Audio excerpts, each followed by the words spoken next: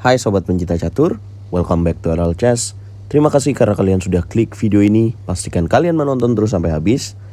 Jangan lupa supaya nggak ketinggalan berita terupdate dan terhangat dari dunia catur, klik tombol subscribe, nyalakan lonceng notifikasi kalian. Teman-teman, kembali lagi kita akan bahas dari Oslo Esports Cup Meltwater Champion Chess Tour, di mana pertandingan ini memang diadakan secara offline dan mereka bertemu secara langsung. Tetapi mereka bermain dengan komputer, teman-teman, dengan PC. Dan masalahnya ketika kita bertanding menggunakan komputer, musuh utama bukan hanya lawan yang kuat, tetapi adalah sleep mouse. Sleep mouse adalah kejadian yang tidak diinginkan oleh pemain ketika kita melakukan langkah yang tidak sesuai penempatannya dengan yang kita mau. Dan itu semua terjadi karena mouse itu, teman-teman. Langsung saja kita bahas partai dari Magnus Carlsen berhadapan dengan Lee Kwang Lim di babak kedua. Dan di game pertama, Magnus Carlsen pegang buah putih, Lee Kwang Lim catur dari Vietnam, mantan juara dunia catur kilat, pegang buah hitam. Kuda F3 Magnus memulai dan dijawab D5. Kemudian E3, kuda F6, putih melanjutkan dengan C4. Kemudian dijawab E6 dan kuda C3. Kemudian hitam gajah E7, putih B3. Kemudian hitam rokade pendek dan putih gajah B2. C5 dimainkan oleh Lee Kwang Lim dengan tujuan D4. Magnus menjawab dengan D4. Pion C makan D4, putih kuda makan D4. Hitam menjawab pion D makan C4, putih gajah makan C4. Hitam gajah D7 dengan ide kuda C6, putih rokade pendek. Kuda C6, putih kuda F3 dan A6. Magnus Carlsen melanjutkan dengan menggeser menteri ke petak B1 dengan tujuan memindahkan benteng ke petak D1, sekaligus menteri di petak B1 mengancam sisi sayap raja pion H7. Merespon ini, Lee Kwang Lim menjalankan B5. Gajah tarik E2, hitam H6, taktis mencegah kuda ke petak G5. Putih benteng D1, hitam menteri ke petak B6. Putih dobrak dengan A4, hitam B4. Kuda ke petak E4, kuda menolak dengan D5. Ya, mengapa hitam menolak pertukaran kuda makan kuda? Ya jelas sekali, jika kalian sebagai pemain hitam melakukan pertukaran kuda, maka ini jelas menguntungkan untuk Magnus Carlsen. Dengan ada ancaman ke gajah ke petak D7, so apabila benteng A D8, maka akan ada menteri ke petak G4 mengancam skakmat di petak G7. Nah, jangan lakukan pertukaran ketika tidak menguntungkan, teman-teman.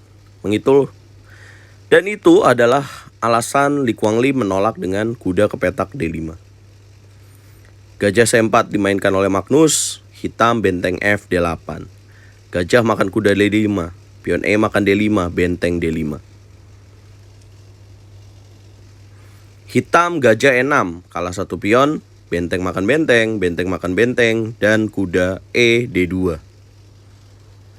Menjaga pion B3, hitam menteri C5 dengan ide gajah F5, putih menteri D1.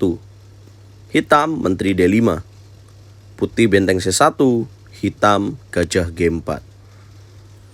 Ya, memberikan tekanan Lee Kwang Lim, dijawab oleh Magnus, menteri ke petak C2, menghindari pining, mengancam kuda petak C6. Lee Kwang Lim, gajah makan kuda, kuda makan gajah, dan kuda A5. Ya, coba mengambil pion B3, putih menjawab kuda D4. Gajah F6. Lee Kwang Lim memberikan tekanan kepada penjaga pion di petak B3. Kemudian Magnus menjaga dengan benteng B1. Gajah makan kuda, gajah makan gajah petak D4. Satu pion sangat alot, teman-teman. Hitam menjawab dengan kuda C6.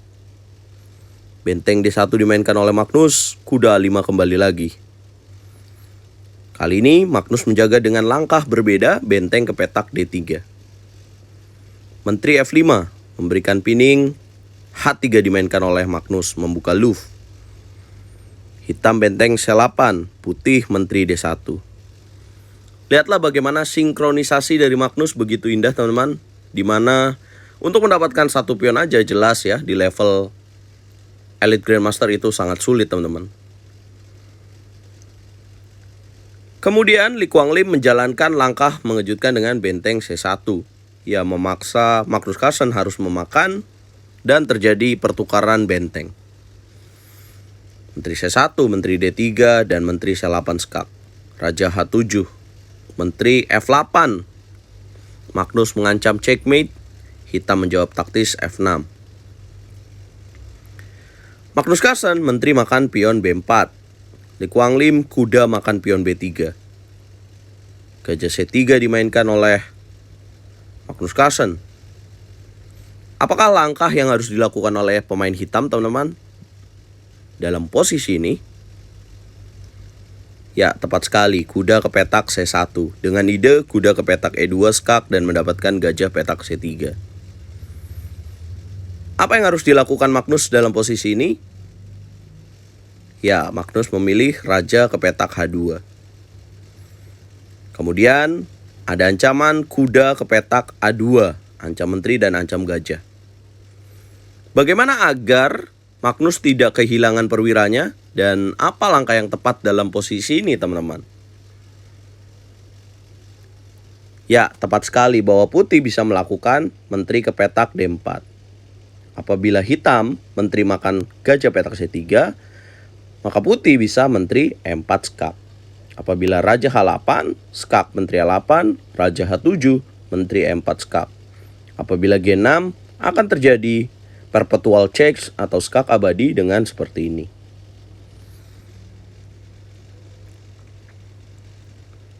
Tapi tahukah kalian bahwa dalam posisi ini, tiba-tiba Magnus melakukan slip mouse. Ya, dia sudah terkejut dengan langkah kuda ke petak A2. Dia menyesali karena posisinya sudah unggul satu pion tetapi terjadi remis. Tapi lebih menyesal lagi ketika di partai ini Magnus melakukan langkah menteri ke petak M4. Nah, kalau teman-teman sering main catur online, baik melalui handphone atau komputer, pasti pernah terjadi seperti ini. Itulah mengapa selalu lebih enak mainnya dengan over the board, yaitu main secara langsung. Hal-hal seperti inilah yang bisa menjadi momok teman-teman.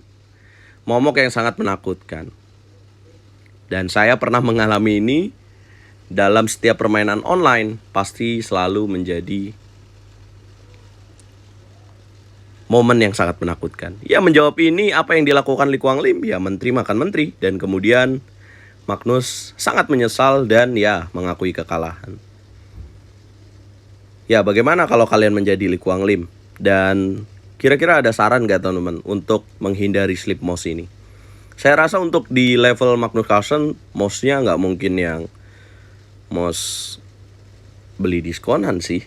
Tapi ya inilah yang terjadi. Kadang-kadang saya juga